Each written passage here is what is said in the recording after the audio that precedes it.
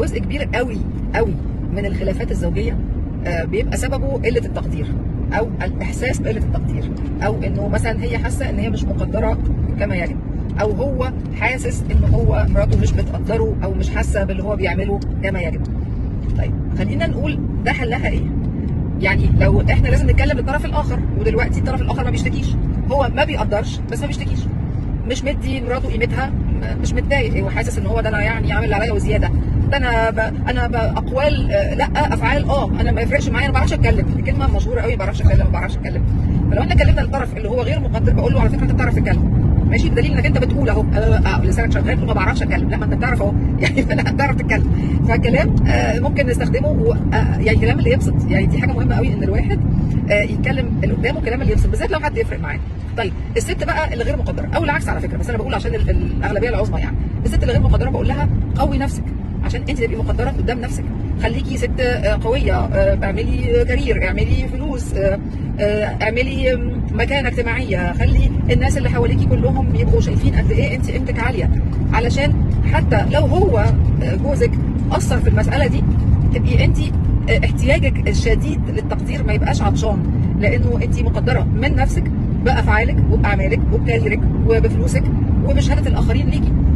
تمام. ونفس الحكايه برضو بالنسبه للراجل اللي مراته مش مقدره، خلاص قوي نفسك، وانت خلاص عارف انك انت مقدر، ولنقل ان هو ده عيب عند مراتك وفيها مزايا كتير نركز عليها، والعيب ده يعني نتجاوزه شويه.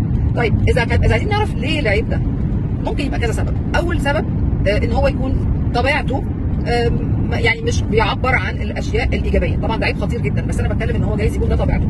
طيب ده يتغير؟ طبعا يتغير، هو لو عايز يغيره هيتغير، ولو عايز يعود نفسه ان هو يقول للاخرين مزاياهم هيعمل كده، ويا رب يا رب يعمل كده، لانه ده هيبقى المساله دي هتبقى حاجه كويسه جدا دنيا واخره على فكره، يعني حتى عند ربنا دي حاجه كويسه، ان هو لو قلت للاخرين ميزتهم هيتبسطوا، فده حاجه رائعه انك انت تدخل السرور على قلوب الناس، يعني تحسسهم قد ايه هم كويسين ومهمين. طيب الميزه الثانيه بقى في الدنيا هتبقى محبه بالطله. يعني ايه؟ يعني الناس هتحب طلتك، هتحب طلعتك، هتحب محياك، هتحب وجودك، ان هو ده الشخص اللي بيقول لنا كلام كويس، ده الشخص اللي بيقول لنا مزايانا، فهيبقوا بيدوروا عليك، عايزين يرتبطوا بصداقه معاك، عايزين تبقى موجود معاهم في التجمعات بتاعتهم وهكذا. وطبعا انا بقول عايزينك يبقى عايزينك انت كمان يعني. فالمساله يا جماعه سهله جدا، ربنا مدينا لسان مش بس عشان الانتقاد ومش بس علشان الشكوى، لكن كمان علشان الكلام الحلو والتقدير اللي نستحقه كلنا. كل واحد فينا بيبقى عايز يحس ان هو مقدر، عايز يحس ان هو يسوى، عايز يحس انه وجوده فارق.